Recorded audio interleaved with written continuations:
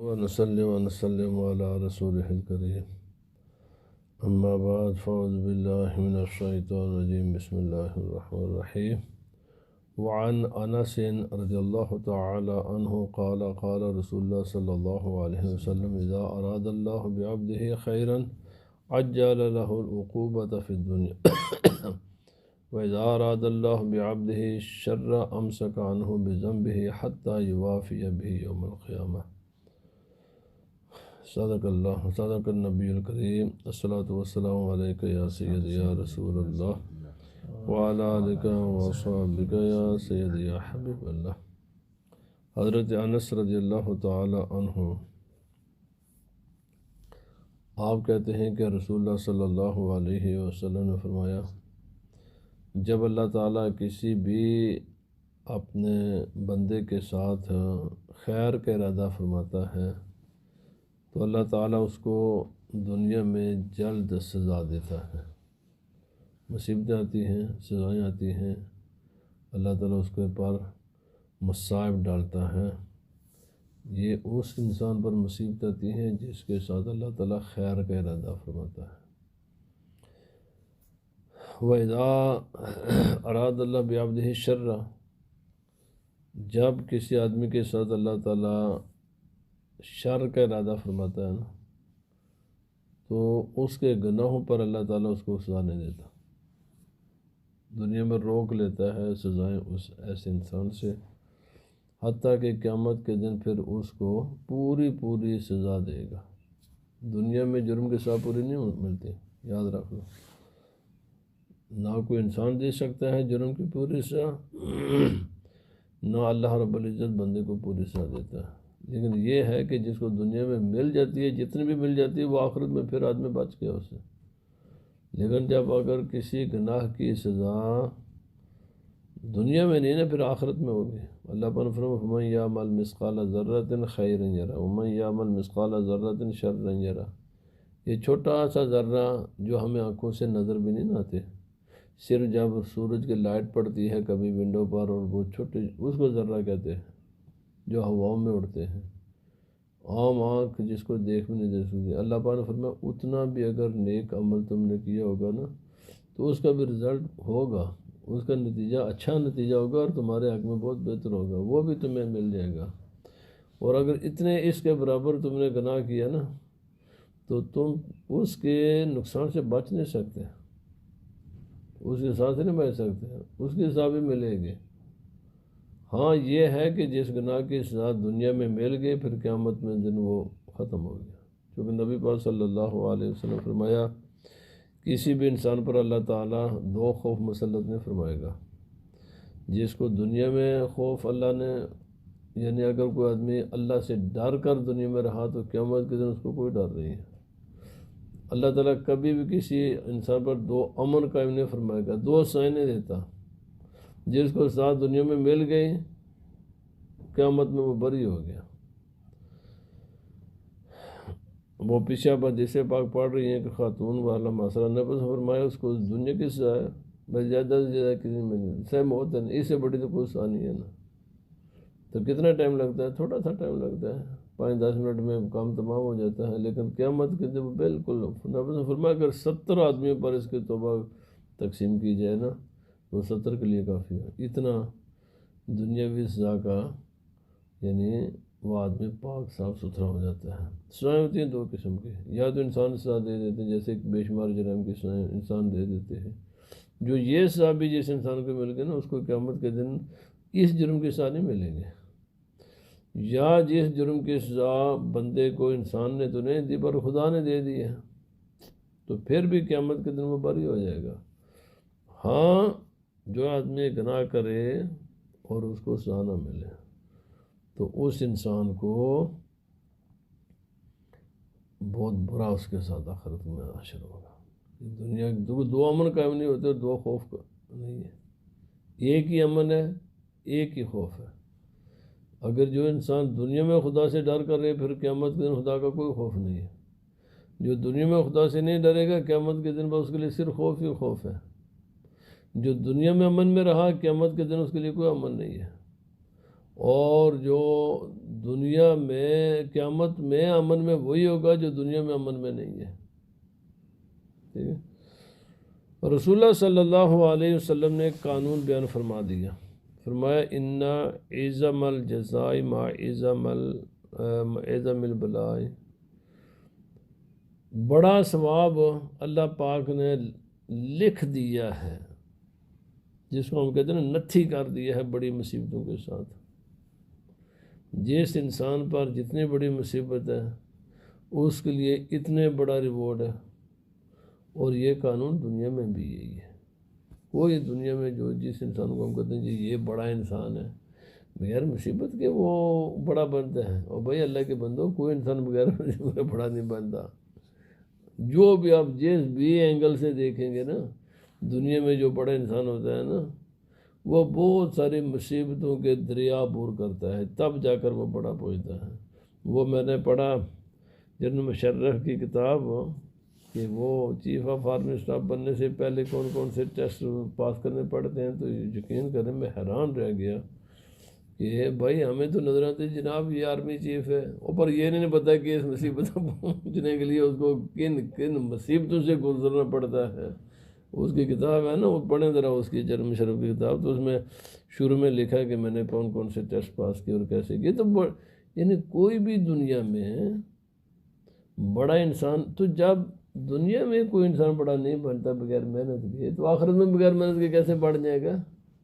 جب دنیا کا کوئی بڑی اللہ پاک اس انسان کو کوئی بڑی چیز نہیں دیتا بغیر مصیبت کے، تو آخرت میں کیسے دے دے گا؟ وہاں کا بھی مسئلہ ایسا ہی ہے. فرمایا اذا احب ان اللہ تعالی اذا احب قوما ابتلاہم. جب اللہ تعالیٰ کسی قوم سے محبت فرماتا ہے تو اس پر مصیبتیں ڈالتا ہے. اس لیے مسلمانوں کو ان جنگوں سے، ان دشمنیوں سے، ان حالات سے پریشان نہیں ہونا چاہیے. اس کا معنی ہے کہ اللہ تعالیٰ محبت فرماتا ہے، اللہ تعالیٰ تمہیں پاکیزہ کرنا چاہتا ہے. قرآن پاک میں فرمایا اللہ تعالیٰ یہ جنگیں، یہ مصیبتیں، یہ بیماریاں، یہ پریشانیاں، یہ مخالفتیں، یہ دشمنیاں کیوں ہیں؟ اللہ نے فرمایا میں تمہیں پاک کرنا چاہتا ہوں. یہ پاکی ہے.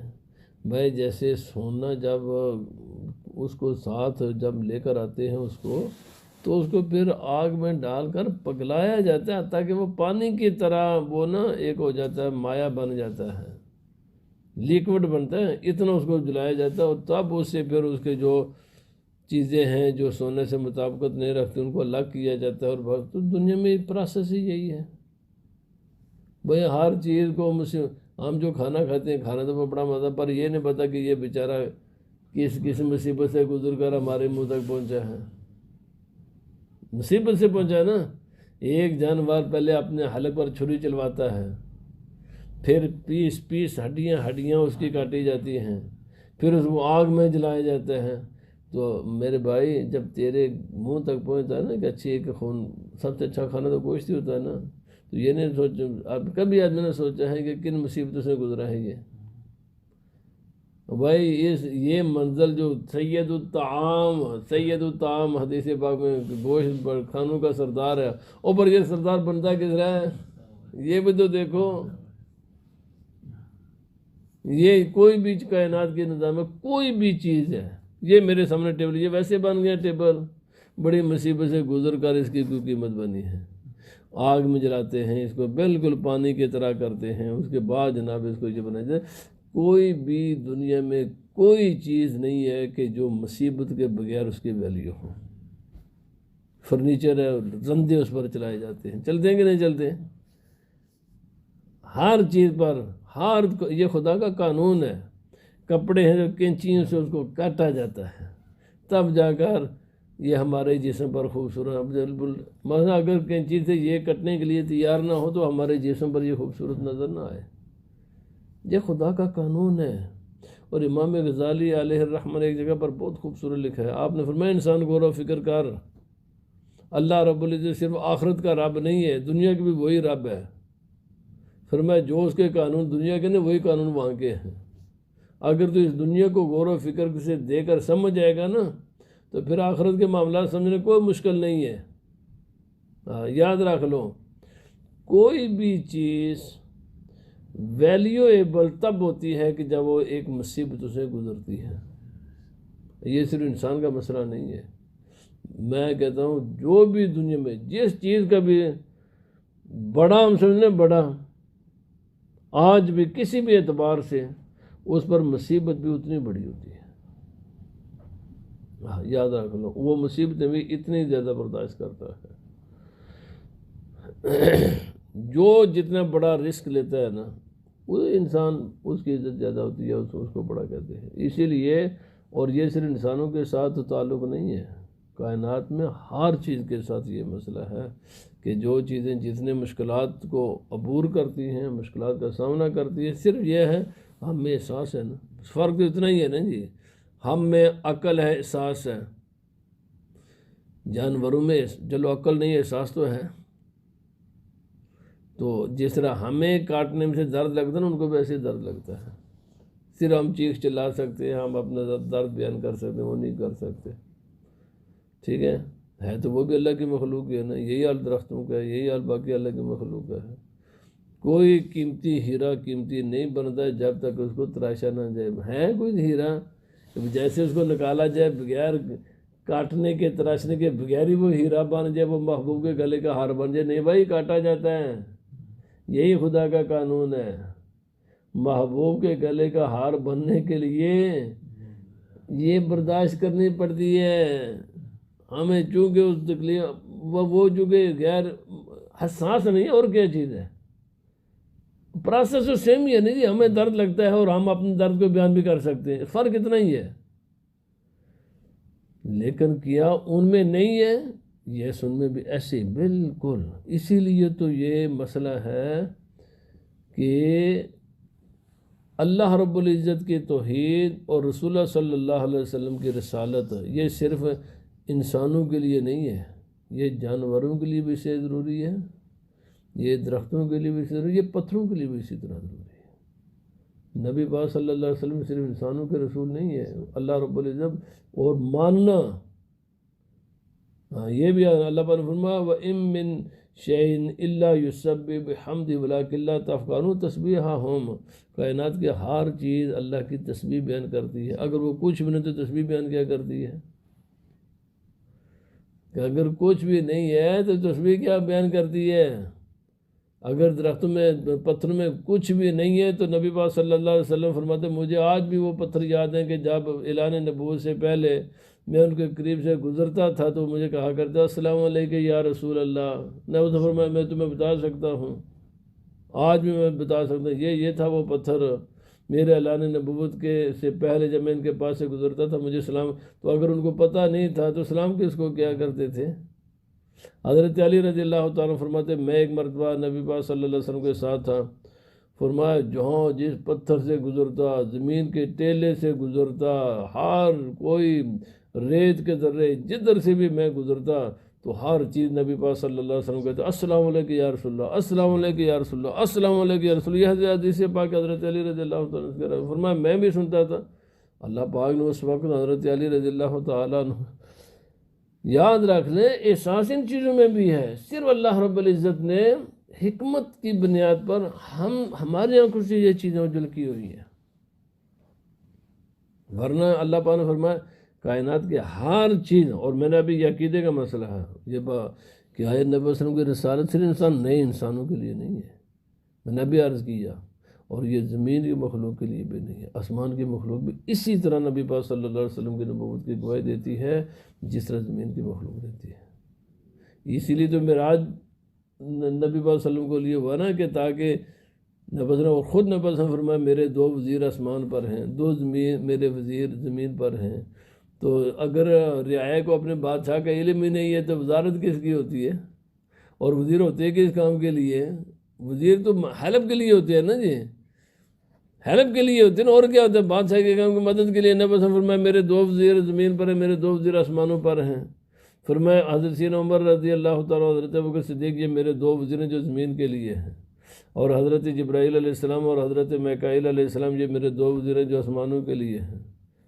اگر آسمان کے علم کو نبی پاک صلی اللہ علیہ وسلم کی رسالت علم نہ ہوتا تو وزارت کس کام کی ہے؟ وزارت اسی لیے ہے بھائی وہ جو میری حکومت ہے نا آسمانوں پر، ان کے معاملات کو تم نے ڈیل کرنا ہے۔ اسی لیے نبی پاک صلی اللہ علیہ وسلم کے معراج نصیب ہوا۔ جاؤ اپنے حکومتیں دے کر ہر بادشاہ اپنے ملک میں کا وزٹ کرتا ہے، نبی پاک صلی اللہ علیہ وسلم نے وزٹ فرمایا ساری کائنات کا۔ اس لیے میں نے مسئلہ ذرا دوسری طرف چلا گیا کہ نبی پاک صلی اللہ علیہ وسلم کا جو رسالت کی گواہی ہے یہ صرف انسانوں کے لیے ضروری نہیں ہے۔ ہاں فرق صرف اتنا ہے، انسان اور جن کو اختیار ہے تم گواہی دو یا نہ دو، بس یہ فرق ہے۔ یہ تم نے اپنے اختیار سے گواہی دینا، بس یہ فرق ہے۔ باقی خدا نے کسی مخلوق کو یہ اختیار نہیں دیا کہ تم نہ، ان کے لیے ایک ہی ہے گواہی دینی ہے۔ جس طرح ہمیں عبادت کا اختیار ہے نا، ابھی دیکھو نا نماز میں آئے ہیں تو اپنی مرضی سے آئے ہیں نا جی، بے شمار لوگ نہیں آئے تو اپنی مرضی سے نہیں آئے، اختیار ہے۔ انسان میں اور جنوں کو اللہ رب العزت نے اختیار دیا ہے، باقی کسی مخلوق کو اختیار نہیں ہے۔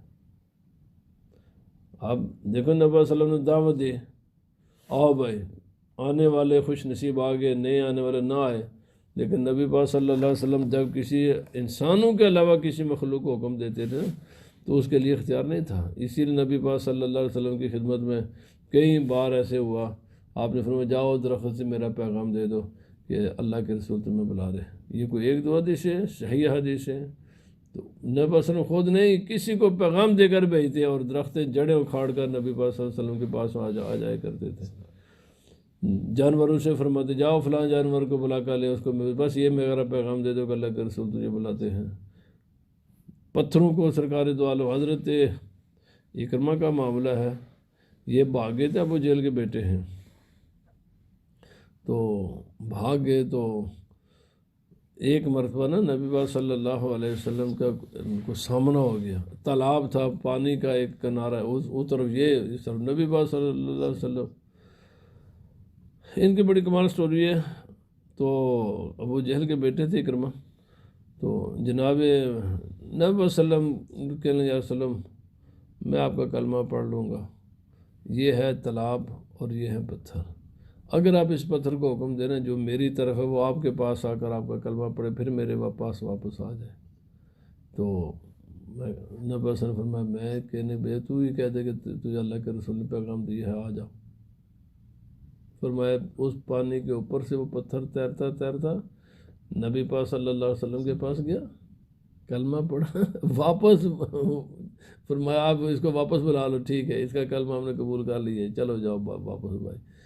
تو بات یہ ہے بھائی، نبی پاک صلی اللہ علیہ وسلم کائنات کے رسول ہیں، ساری کائنات کے رسول ہیں، درختوں کے، فرشتوں کے، آسمان کے، سورج کے، چاند کے، ستاروں کے، زمین کے، عرش کے، فرش کے، بحر و بر کے نبی پاک صلی اللہ علیہ وسلم رسول ہیں۔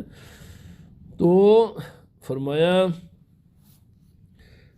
فمن رضی اللہ فلہ الرضا ومن سخط فلہ السخط، جو اس مصیبت پر اللہ سے راضی رہے پھر اللہ بھی اس سے راضی ہوتا ہے، اور جو اس پر غضبناک ہو کہ یہ مصیبت کو مجھ پر آئی ہے پھر اللہ بھی اس پر غضبناک ہوتا ہے۔